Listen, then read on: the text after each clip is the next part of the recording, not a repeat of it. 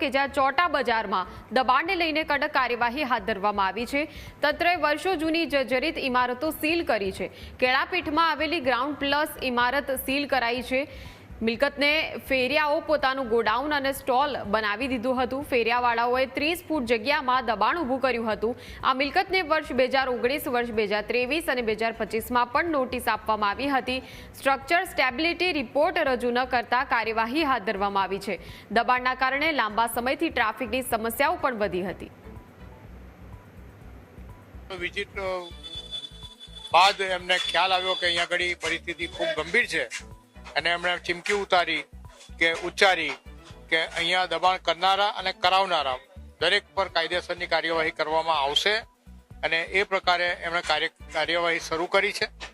તેમ છતાં પણ અમુક લોકો હજી જે 2-5-10 જણા જે એવા છે કે જે હજી પરિસ્થિતિની વાજ આવતા નથી। નજીકના ભવિષ્યમાં પોલીસ પણ એની પર કામગીરી કરશે જ, પરંતુ ગઈકાલે અહીંયા સુરત ચૌટા બજારમાં એક જર્જરિત મિલકત હતી જેને મહાનગરપાલિકા દ્વારા અગાઉ પણ નોટિસો આપવામાં આવી હતી અને એવું કહેવાય છે કે એ મિલકતમાં દબાણકર્તાઓ દ્વારા માલસામાન મૂકવામાં આવતો હતો। એ મિલકતને પણ ગઈકાલે મહાનગરપાલિકાએ સીલ કરી છે। આ ખૂબ પ્રશંસનીય પગલું છે।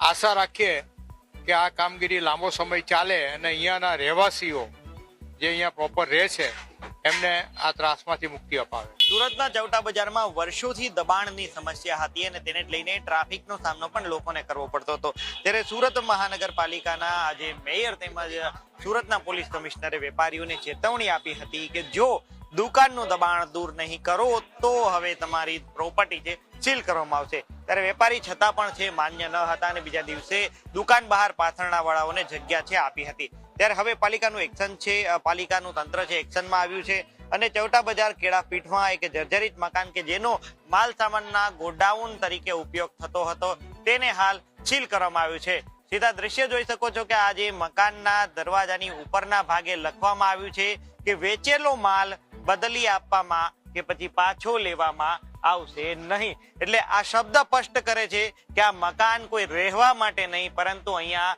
જે છે ધંધાકીય એકમ માટે તેનો ઉપયોગ કરાતો હતો અને હાલ હવે તંત્રએ લાલ આંખ કરી છે અને આ મકાન બહાર જે પાથરણા વાળાઓ પાથરીને જે પોતાનું દબાણ કરીને ટ્રાફિકની સમસ્યાને ઊભી કરતા હતા તેમની સામે કાર્યવાહી કરવાની સાથે જ આ મિલકત જર્જરિત હોવાને લઈ મિલકતને પણ સીલ કરવામાં આવી છે। ત્યારે હવે 2 દિવસથી છેલ્લા ચૌટા બજારમાં પોલીસ અને પાલિકાનું તંત્ર છે round of the clock patrolling કરી રહ્યું છે ને તેને લઈ હાલ તો ચૌટા બજારની ગલીઓ છે તે એકદમ ખુલ્લી જોવા મળી રહી છે, એટલે કે ટ્રાફિક મુક્ત જોવા મળી રહી છે। જોકે અન્ય દિવસોમાં આ ગલીઓમાં દબાણ હોવાને લઈ પગ મુકાય તેટલી પણ જગ્યા ન હોય તેવી પરિસ્થિતિ ઊભી થઈ રહી છે। ત્યારે પાલિકા અને જે પોલીસના સંયુક્ત કામગીરીને લઈ હવે ચૌટા બજાર દબાણ મુક્ત થયું છે અને જે ચીમકી મેયરે આપી હતી કે જો દબાણ કરવામાં અટકશો નહીં તો અમે તમારી પ્રોપર્ટી સીલ કરીશું, આ ચીમકીનું પાલન પણ અહીં થતું જોવા મળી રહ્યું છે કે વેપારીઓ ન સુધર્યા અને બીજે દિવસે પણ દબાણ કર્યું